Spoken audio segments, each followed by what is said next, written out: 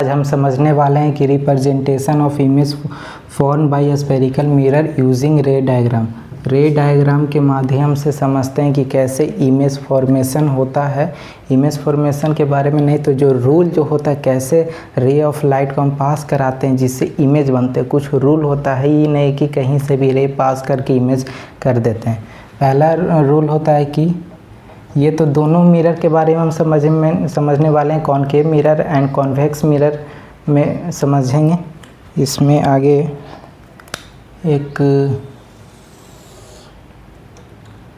इधर तो कॉनकेव हो जाएगा,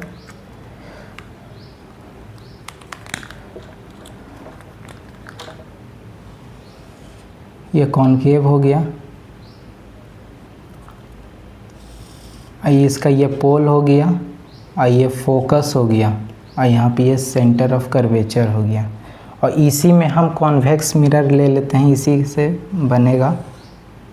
यहाँ पे ये हो गया फोकस, यहाँ पे हो गया, यहाँ पे सी हो गया, और यहाँ पे प्रिंसिपल एक्सिस, ये पोल हो गया, और यहाँ पे बाहर ये डिफरेंस बिटवीन हम समझा दिए, वीडियो डाल दिए हैं इसका हम। पहला रूल कहता है कि जब भी parallel raise of beam of parallel raise of concave या कॉन्वेक्स मिरर पे जब स्ट्राइक करता है तो वो फोकस पे मिलता है। कैसे? जैसे अगर यहाँ से एक हम लाइट ये पास किए, ये पैरेलल रेज है, यहाँ से भी पास किए, तो ये जो है फोकस से जाके मिलेगा, ये भी जो है फोकस पे मिलेगा। ये नियम है कि अगर आप पैरेलल रेज लेके जाएंगे तो वो फोकस पे मिलेगा। ये कॉन्वेक्स है, इसका तो ये कॉन्वेक्स हो गया, ये गलत बन गया फिगर, इसका रिफ्लेक्टिंग सरफेस इधर रहेगा। ये कॉन्वेक्स मिरर हो गया, यहाँ पे तो ये पैरेलल रेज ऑफ लाइट गया, और ये तो उधर चल गया, ये भी इधर चल गया, लेकिन इमेजिनरी ये लग रहा है कि ये जो है यहाँ पे ये मिल रहा था, ये फोकस पे मिल गया। ठीक है। फिर दूसरा है कि ये तो हो गया, फिर दूसरा है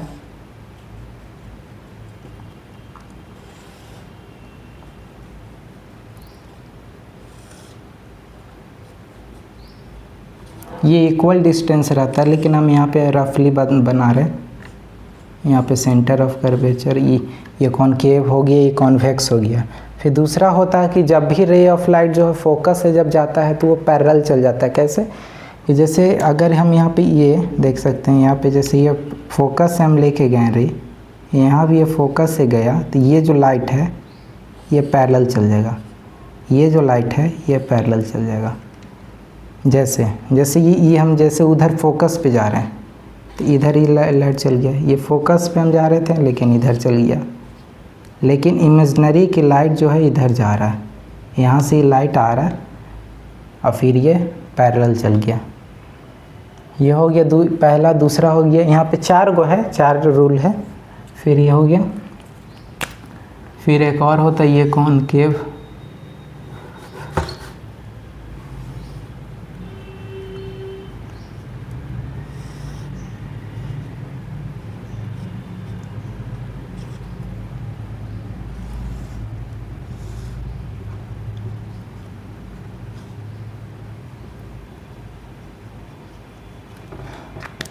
तीसरा नियम होता है कि जब भी सेंटर ऑफ कर्वेचर से लाइट जब हम फॉल करेंगे तो सेंटर ऑफ कर्वेचर से फिर वापस आ जाएगा।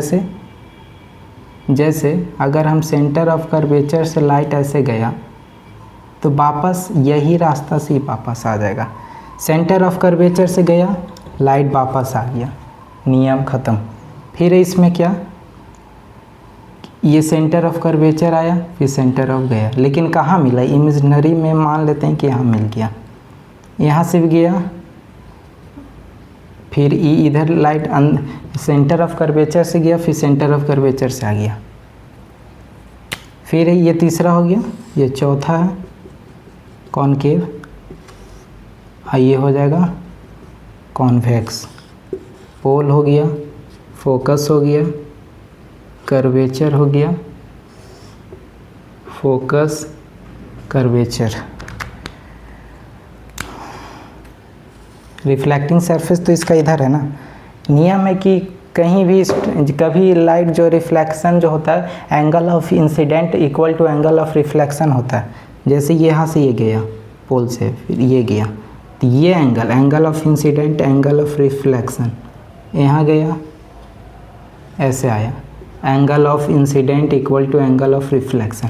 ये 4 रूल होता है, यही 4 रूल से फिर इमेज फॉर्मेशन बनता है। यही 4 रूल से जैसे कौन सा रे किधर से लेके बजाएं जो जिससे इमेज बन सकते हैं। पहला रूल तो हो गया कि अगर पैरेलल लेके जाएंगे तो फोकस पे मिलेगा। दूसरा होता है कि फोकस से अगर लेके जाएंगे तो पैरेलल रेस चला जाएगा, सेंटर ऑफ कर्वेचर से ले जाएंगे तो सेंटर ऑफ कर्वेचर से वापस आ जाएगा। अगर ये angle of incident equal to angle of reflection बराबर करेंगे तो ये बन जाता है। ये 4 रूल्स होता है जो representation of image form by spherical mirror using रे डायग्राम। फिर नेक्स्ट वीडियो में मिलेंगे नेक्स्ट टॉपिक के साथ। धन्यवाद।